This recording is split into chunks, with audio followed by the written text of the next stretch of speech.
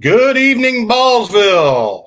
We are coming to you live on the waiver wire this week. I hope you guys all had a great week one. I know I did and I didn't, but I'm going to go ahead and take the good with the bad and roll with it. I am coming to you tonight with some special guests. I got a co-host over here, Kyle. How you doing up there in Michigan? I'm good. A little under the weather, but there's no crying in fantasy football, so I'm ready to roll. All right, Bryce, how you doing, buddy? Doing good. Staying warm. All right. We got all new guys here except Kyle. Kyle had one chance at it when we were in Vegas.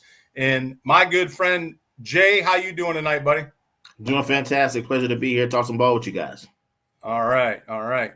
So we got a little bit of technical difficulties. We're going to work through that. I want to say thanks to all the guys in chat. Sorry for Cousins out there, Ethan's out there, Barber's out there, Tennessee Nick, El Presidente. Thanks for coming in and rescuing us like you always do. Appreciate your help and looking out for us. And we're going to we got a big show tonight. We're going to try to get in as much as we can. We're going to do a little recap of Vegas. Vegas went great. Had a lot of people out there, Sarah, Connor. You know, we had Sean out there. We had Scott out there. We had a good time. I'd like to thank Westgate Casino Sportsbook for having us there for the show. I'd also like to thank Wynn Casino for endorsing our wagering aspects of the Ballsville games. They really want to try to get involved with us a little bit more. So looking forward to that. And we're going to start this offseason planning for next year's player experience. So if you got any interest in getting involved in that, we're going to put together a committee to where we can all start planning and making an annual get-together somewhere else in the United States and see what we can come up with there. Without any further ado, we're going to move into segment one. And Kyle, you're up first. We talked a little bit about running back rooms. You chose the Pittsburgh Steelers. Talk to us about their running back room. Yeah, I think coming into the season, there was definitely some questions on who was going to be where as far as Johnson and Gainwell went.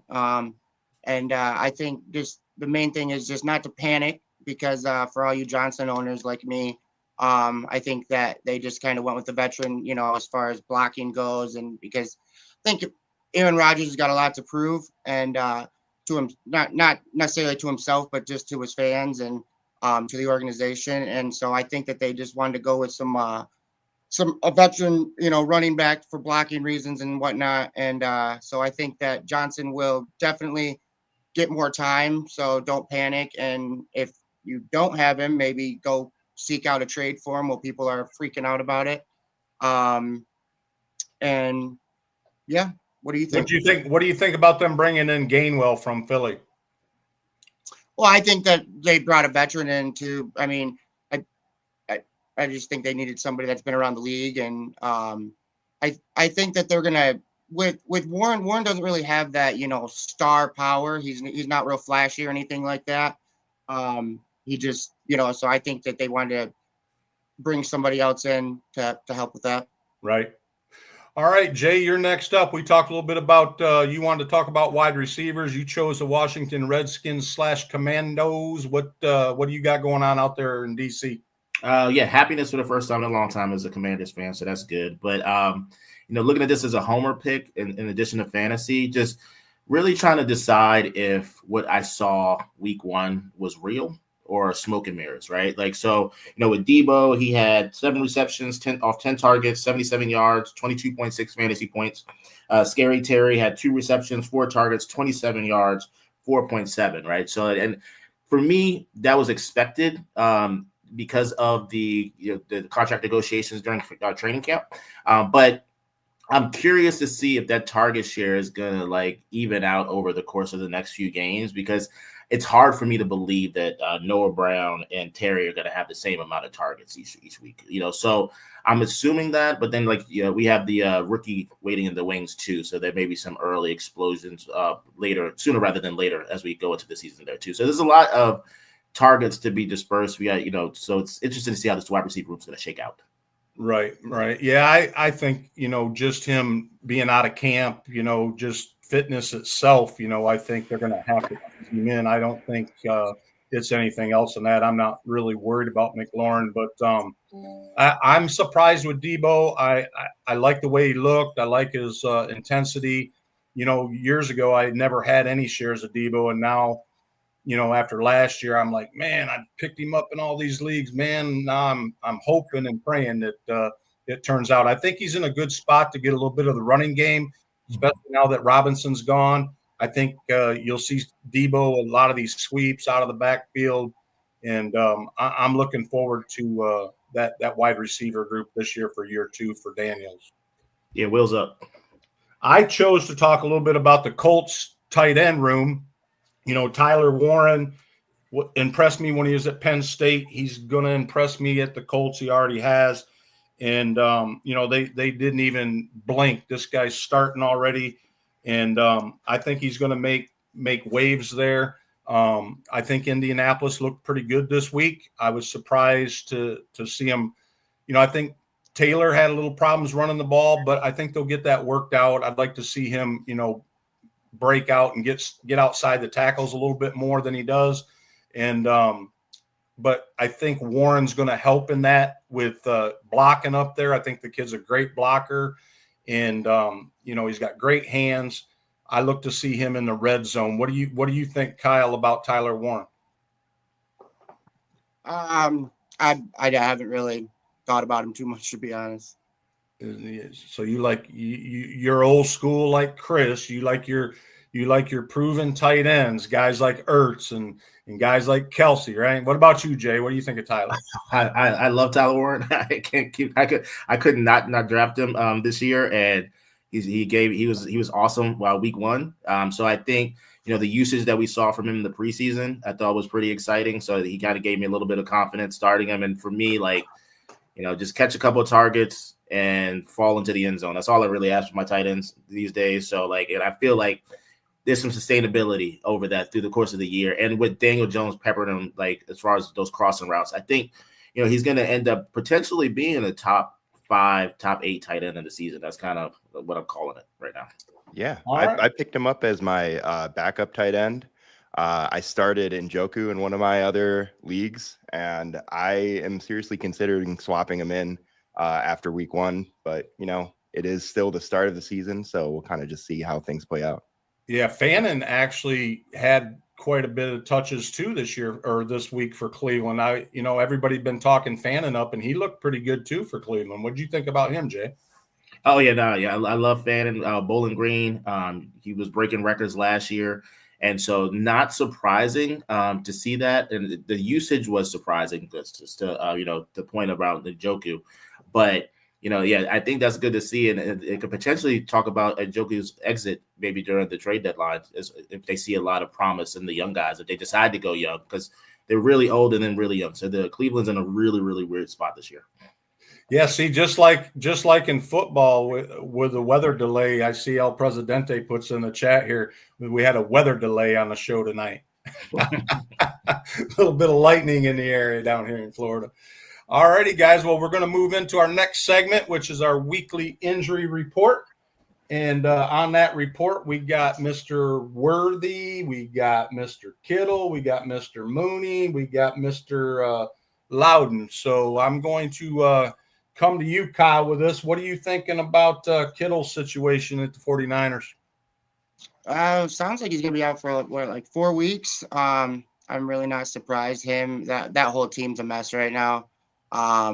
Between him and I've heard stories about Purdy, there's a bunch of just chaos over there. So I tend to stay away from San Francisco. Same thing, with their running back. It is scary. I know right before kickoff, you're wondering whether, whether their running back from old is ready to go again. I've just about had it with these guys. Everybody on their team is injured. Jennings, Ayuk's out, and now we're talking Purdy's got a toe and a shoulder. Last year it's his elbow, now it's his shoulder. They're talking he might miss some time. Jay, what do you think about the 49ers and Kittle being out?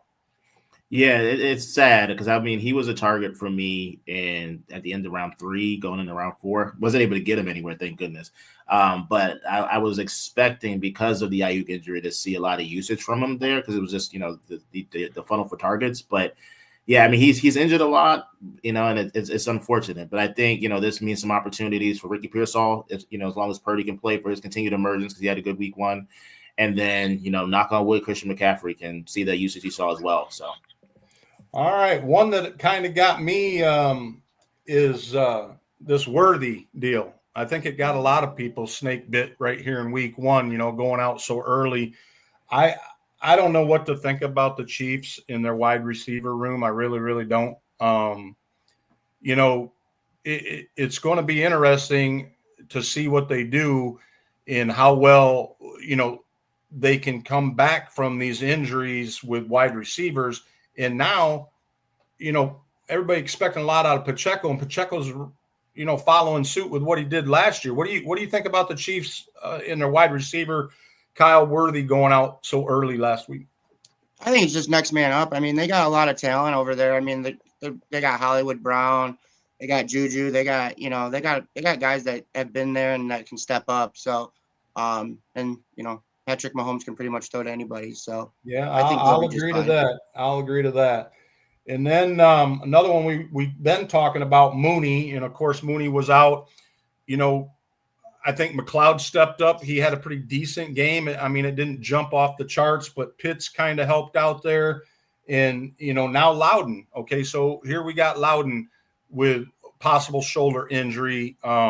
I don't know what's going on with the shoulder problems that all these guys have in Atlanta, but I was glad to see him lose to the Bucs. And just wondering what you think, Jay, they might have to do if Loudon is out.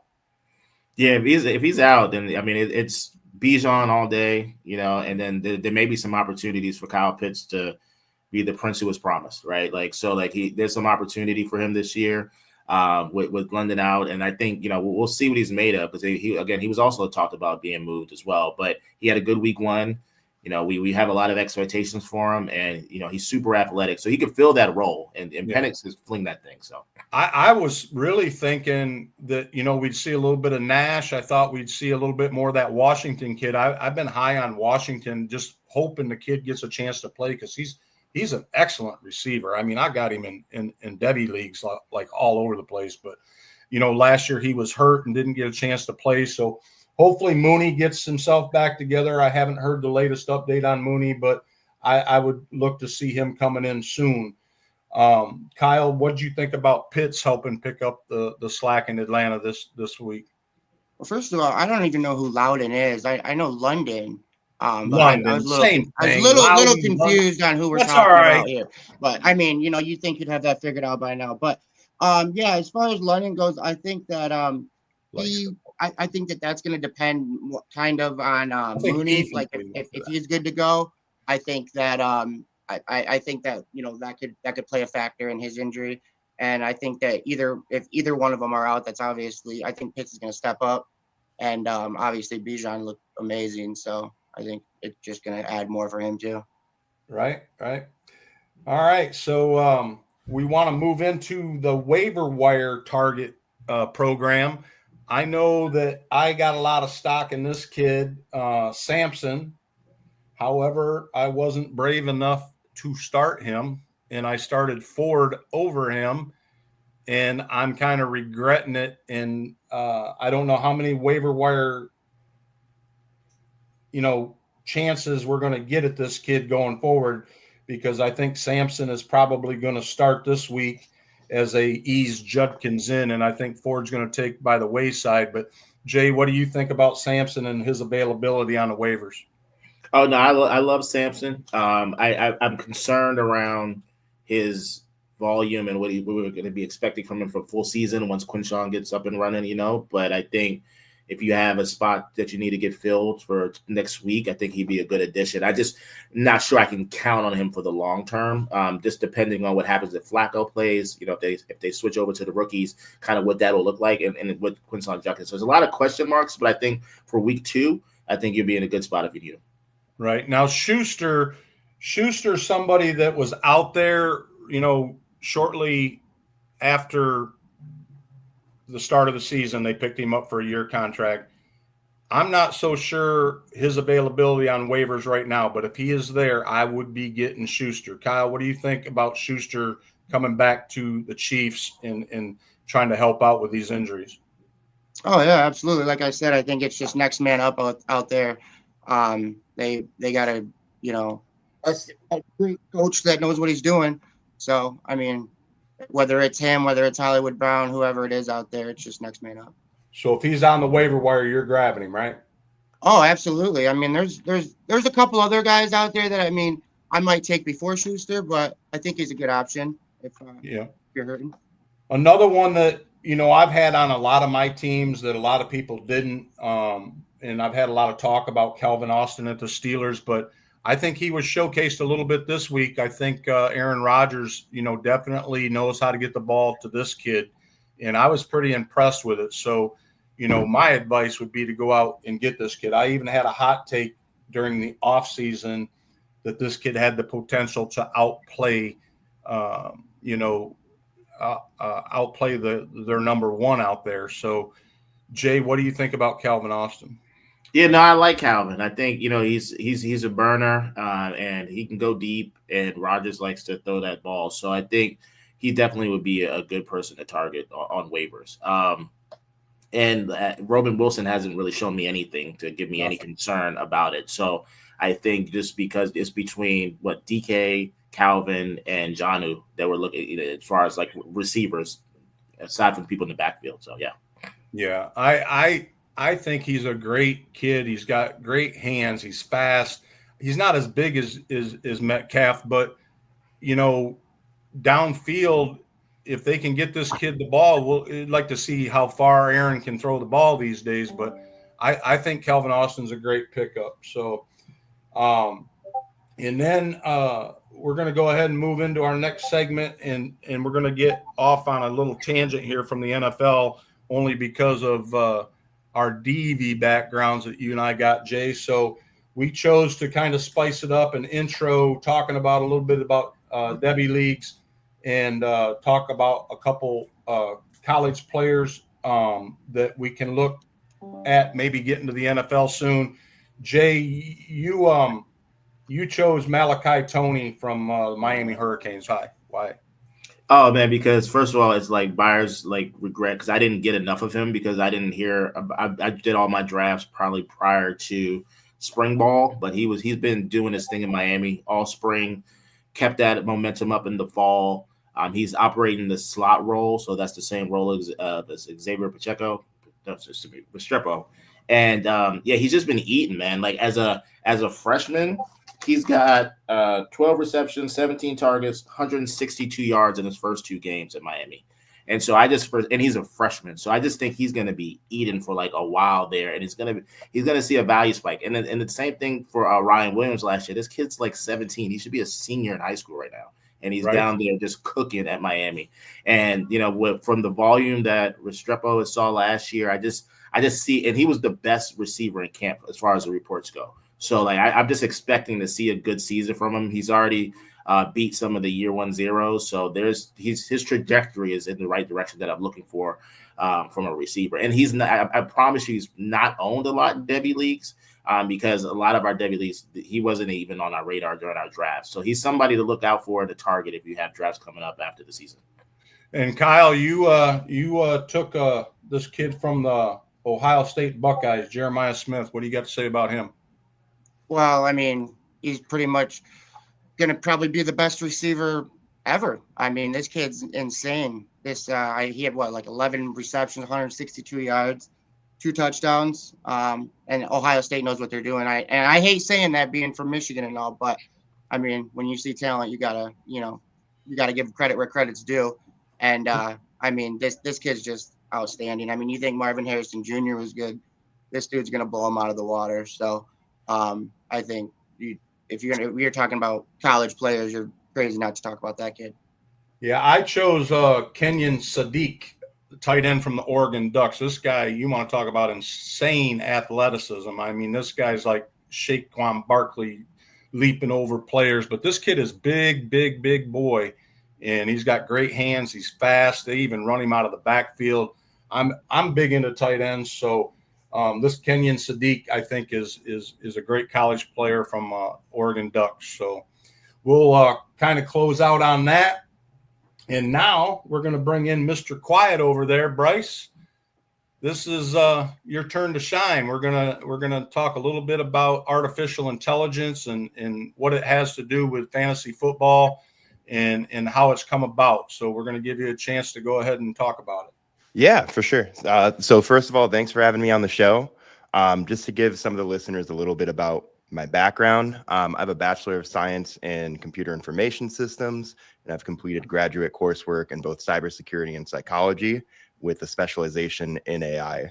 So suffice to say, I'm qualified to speak on the subject, and I'm really excited to talk about its applications in fantasy football. So AI really came into the fantasy football world back in the early 2020s. A lot of graduate students had way too much time on their hands and just started experimenting with machine learning and artificial intelligence on specifically fantasy football. And they actually wrote like scientific articles on it. Once again, they had way too much time and they're huge nerds. So that's how it kind of started. And then in 2022, an engineer at IBM who had access to IBM's Watson artificial intelligence computer actually made an entire fantasy football team based on AI predictions from Watson. And that team went undefeated in his league that year, 13-0. So next year in 2023, IBM actually partnered with the ESPN app to start delivering these Watson predictions for all players. And that was, projected score, boom and bust weeks, you name it. So that's kind of how we ended up here with AI starting to be seen throughout fantasy football. So how effective and how accurate are these predictions? So from the early days in the 2020s, we saw about a 72% accuracy. And surprisingly now, we're not exactly sure why, but that accuracy has gone down. So DraftKings had a bunch of AI teams go up against human teams just to kind of study, how is this going to work? How is this going to impact fantasy football? And most of the AI teams performed horrible. The human teams beat them almost every single time. So I think a lot of it is going to come to like variance based on the specific AI used to make the predictions. For most of us players, we're just going into chat GPT and asking like, hey, like what's a great fantasy football strategy this year?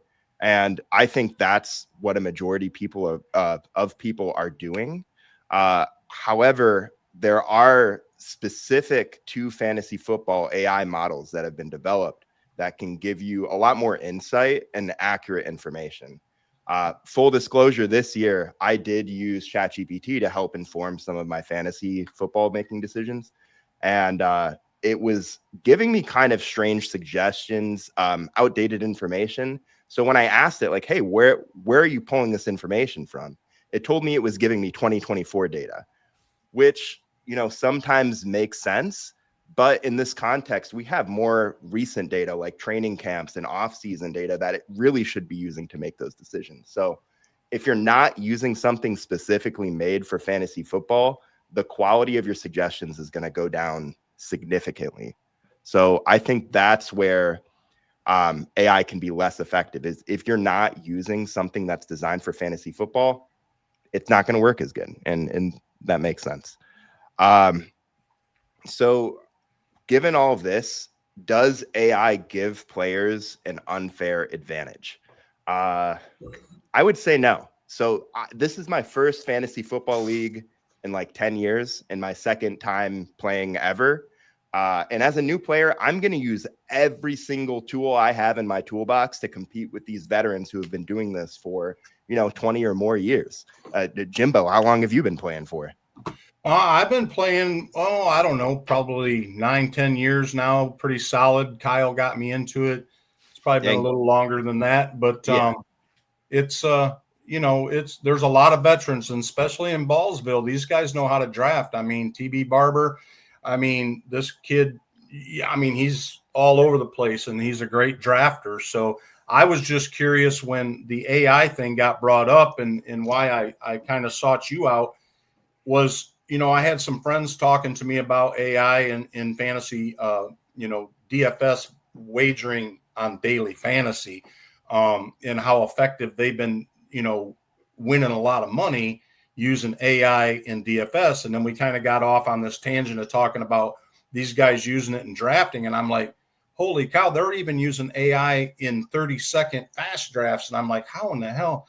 But they have programs to where they can set their cues and they can go through. And, that's why I brought you in, Bryce, because I just thought it was, pretty intriguing to see the amount of volume of people using AI, artificial intelligence. And I just wanted to get your opinion on whether you thought kind of a guy that doesn't play a lot of fantasy football, I felt would give a neutral an opinion on whether it works or it doesn't work. Yeah. And to be honest, it's still hit or miss. To your point about the volume of people using this tool, 66, this is a study of 1,000 people across the US who play fantasy football. 66% are using AI to make decisions regarding their fantasy football team. So and that's not only in drafting, that's in their daily lineups, right? Whether they sit them or they play them. That's drafting, daily lineups. That's going to be like predictions as far as boom or bust. Like, yeah. So 66% across the board.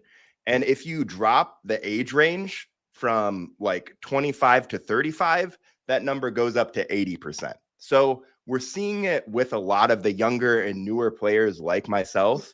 And, a lot of the older players, they straight up think it's cheating. Like 12% of all players think using AI in the league is cheating. And, I think there's some weight to that. I think there is. But just the way things are headed, I feel like it's inevitable. If ESPN is integrating it directly into the app, like there's not going to be any escaping it unless we have some kind of oversight from the commissioners and the leagues. I do think we should have leagues where, AI is allowed. We like when we have fighting in combat sports, in boxing, you're not allowed to like take somebody down. But, you don't see Muhammad Ali like going in and, tackling somebody. But in the MMA, that kind of thing is allowed. So the same kind of logic should go over to fantasy football. You have one league where all your tools are available to you and you're not going to be punished for using them. You have another league. We brought in a couple different people to talk about this, and they texted into the show. And the first one I got was from our friend Dennis, who I respect a lot. And Dennis is, got a professor buddy, kind of like what Bryce is, very educated, and they talk about this stuff. And I'm going to take a moment to read this text that Dennis sent in. He says, AI does a great job of sorting data to come up with a consensus in fantasy football.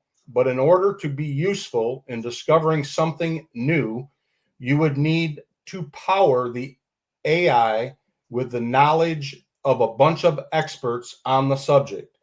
In weather forecasting, like Dennis is in, he says AI is used to provide a consensus of forecasting from a variety of weather models, but the AI model has not proven to be superior yet. Using an off-the-shelf AI not powered by the knowledge of experts just is an efficient way of reaching a consensus of what is more prominent. Ironically, to succeed in fantasy football, you need to beat the consensus. So what do you think about consensus, Bryce? I think Dennis is absolutely right. I think for AI to be at its maximum effectiveness, you should have a baseline knowledge of whatever you're trying to apply it to. And I think it can help you reach that consensus. So treat AI more like a buddy you're talking to. And, you take his advice with a grain of salt. You don't think he's an expert in the field. He might offer some insights with then you can use with your own knowledge to come to a consensus on, okay, this is what the plan should be. Yeah, it's not the end all be all. And Dennis is absolutely right. I think human judgment is still way ahead of AI on this. And then I had a text from one of our own within, Mr. Scott Fitzgerald texted me. I was talking to him about it, and he texted me. He says, my take on AI is I'm an old school guy who believes in thinking for myself. Using anything artificial is disingenuous and flat out lazy. Let not cheat the game we love to play. Win a championship with the knowledge you learn through the off season. That is my take. I want to go have fun. That's what Mr. Fitzgerald said. Kyle, what do you think about all this AI stuff? I think it's a bunch of garbage, to be honest. I mean, I get it. I think that part of it can be useful. And I mean, but then, I mean, you got you and all your theories as well, so sometimes, like, if you're way out in outer space with something, I think AI could help somebody like you, Jimbo. But for people that really know what's going on, and I just think that it's more of a distraction than anything. I mean, I get it, yeah, but being lazy for sure. And it's just another just distraction at the end of the day. I think that, I mean, did you just say, Bryce, the percentage was going down? For accuracy, the percentage is actually going down. Well, there you go right there. Well, why are we listening to something when the accuracy is going down? You know what I'm saying? I think for some of the younger kids that don't know, some of the things that us older guys do about football, yeah, it could probably help, get your feet wet. But for somebody like me or, Jay, that's been doing this for a long time, I don't think we need. What about you, Jay? What do you think about artificial intelligence in fantasy football? Oh, your mic. Yeah, sorry, that's my fault. But yeah, I think the truth is somewhere in the middle. I think that there's an opportunity to use it, like I think for those novice players, but I think championships are won with edge cases, like finding that rookie who's getting hot at the right time, or in the training camp stuff that Bryce mentioned is also alarming because it's not making for those adjustments to help you really win your league. So I'm not really for it personally, but I think for somebody new starting that may be helpful, but you're not going to beat a seasoned guy like guys like us because we're just all over it and we live and breathe this stuff. So you just throwing something in a prompt, you're not going to beat me that way. So. Right. And I think you make a good point. What do you think, Bryce? So for me, who's super, super new to fantasy, the best use of AI for me was asking it like the baseline stuff, like what is the best draft position? And it was able to tell me, people who pick first typically, are limited in their choices. You want to be towards the middle, or you can go to the end and get the double pick. That's all stuff I didn't know before starting the league. So it helped get me up to speed. But specific player recommendations, it did not help me at all on. So I think it's a tool, and I think you take every tool with its pros and cons. It might be worth it. I think it might be worth it in like maybe if you're doing like a best ball or something like that, just to kind of see, like for drafting certain things like that. But they do take into account some of the stuff like that the experts say or whatnot. But they don't, like Jay was saying, we eat, sleep, and breathe this stuff. So I just don't think it's much more than that. I can find it beneficial, like for me, like because sometimes I'm just lazy during draft season, but right. Like for like those championship weeks to see who has like the easiest strengths of schedule, I can see like that kind of helping me with who I pick. But I could look that up on my own. But like having that just quickly available to me, I can see some value in that. Yeah. Right now, well, I even went a step further and got a little bit of advice from our in-house computer guy from Sticky Picky. And Sticky says, essentially, my thoughts, if used correctly, it can be beneficial. I have seen firsthand one person who uses Chat GPT daily versus one person that rarely uses it. Both of who have never drafted before use it for the same draft. The person who uses Chat GPT daily arguably has the best team in the league. The other arguably one of the worst. I see it in my coding as well. If you're not specific enough, it can lead you down rabbit holes. The number one issue I see when a lot of people use it, not being specific enough. So that kind of cross-references a lot with what Dennis says. So as far as us old school guys, I think I'm going to go ahead and stay with my gut and stay with what has got me there. And I've been watching football a long time. So to me, I get it with guys like Bryce. I get it, why they would use it. And at the end of the day, I think it still needs to get proven. So, Bryce, I want to thank you for coming on the show tonight. And I'm going to go ahead and cut you loose. And maybe next time you can talk some football. But really, I want to thank you for bringing the AI thing to Ballsville and letting everybody know what it's all about, because I know there's been a lot of questions out there. So yeah, for sure. Next time I come on, I'll have ChatGPT write up my talking points for me. All righty. All right, Bryce. Good night, buddy. Yeah, take it easy. All righty. Kyle, you got any last things you want to talk about on the show tonight? Appreciate you coming. I know you wasn't feeling too good. No, it's pretty much covered. Pretty much covered. How'd you do in fantasy this week? I see you won in a couple leagues. I did pretty good. Minus the beating that freaking Packers put on the Lions. That was just depressing. Threw my whole day off. But besides that, it was a lot of stuff was as expected. A lot of veteran, like Keenan Allen, certain people like that. It's nice to see them guys still got it.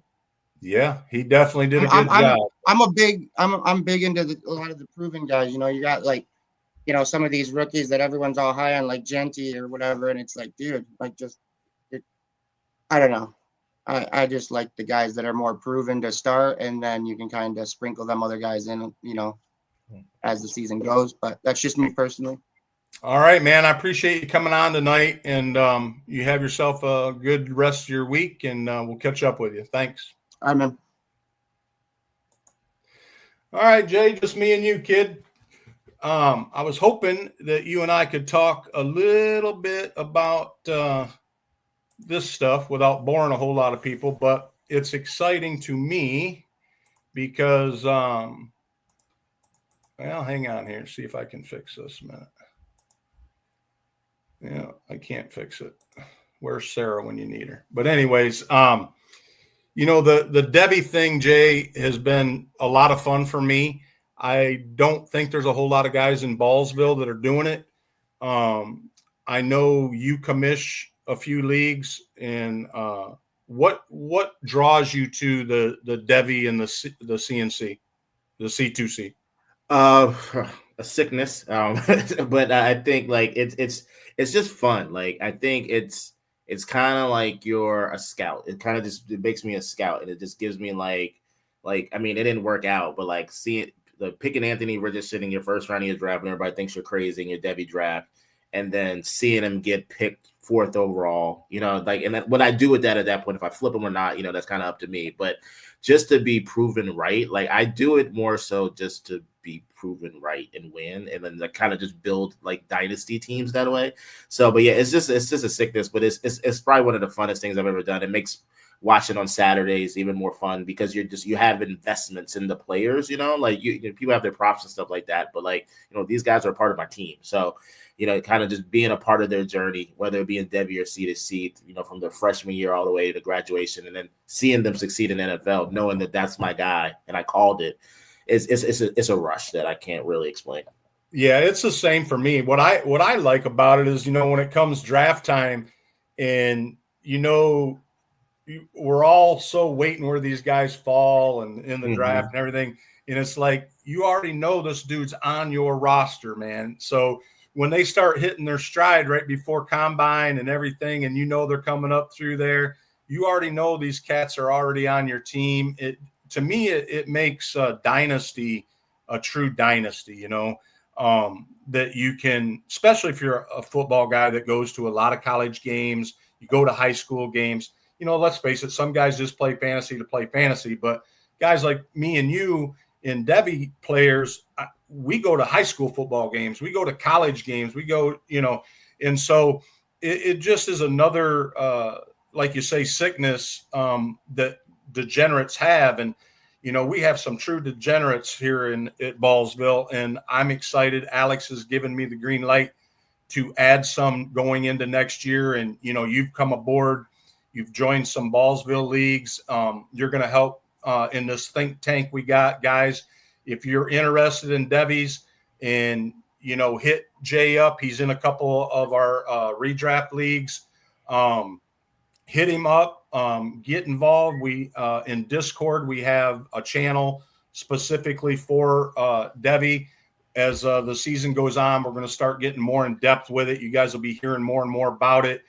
If you got any interest, hit us up. And I'm excited to get these leagues built.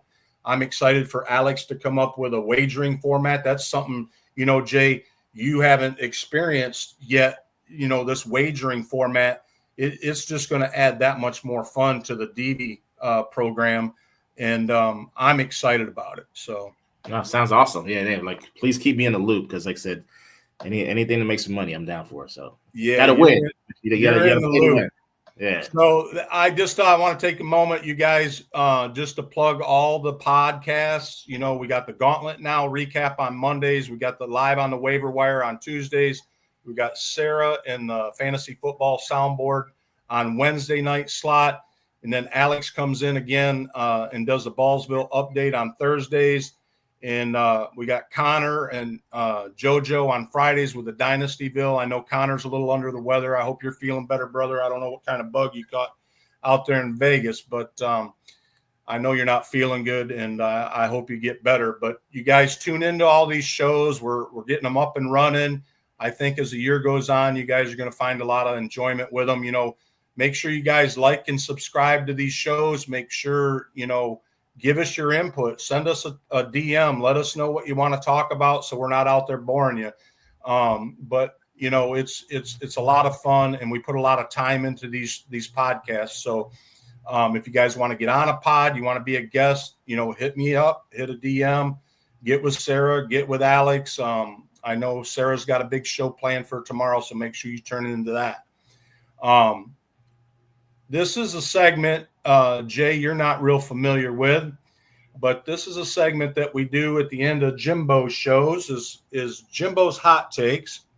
And last week I was pretty close to hitting it right on the money with the Chiefs. Last week I had a hot take that the Chiefs were going to get beat by 9 points by the Chargers. And just before the field goal, it would have been 9 points, but they did ended up getting beat by 6 points.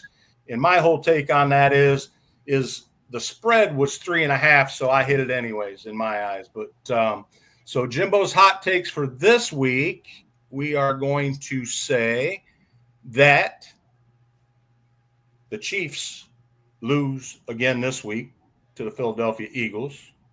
And I'm going to say that Mbuka scores not 1, not 2, but 3 touchdowns this week. So those are my hot takes, y'all. What do y'all think about that? You can fire it up in chat. Meet me in the Pub Sub hub, and we can make some wagers. If you don't know, Jay, we got a little hub.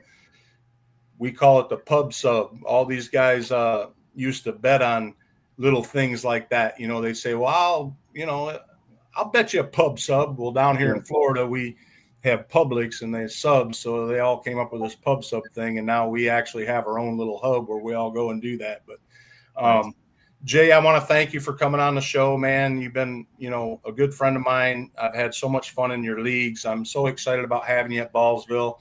And, hey, tell some of your friends about Ballsville. We're all done drafting now, but you can get them in here for next year. Thanks for coming on the show, man. I appreciate you. No, thank you for having me. Appreciate you in the Scott Fishbowl Reject Leagues, man. Appreciate you. All right, man. Have a good night. All righty, guys. That's going to wrap it up for this week. again, I want to thank Alex. I want to thank Sarah, Connor, Zubikis, all you guys that manage leagues, keeping up with some of this stuff and making sure it's right. You know, guys, it's the beginning of the season. If you see something wrong that we missed in a setting, if you see something that we forgot, you know, yell at us so we can get it fixed now. You know, you guys just remember our code of conduct with your trading. You know, remember to respect your league mates. If you don't like a trade or something, go ahead and voice your opinion, but doing it in a good way, guys. So good luck this coming week, and thanks for tuning in to Live on the Waiver Wire this week, guys. I appreciate you, and we'll see you next week. All right. Thanks, guys.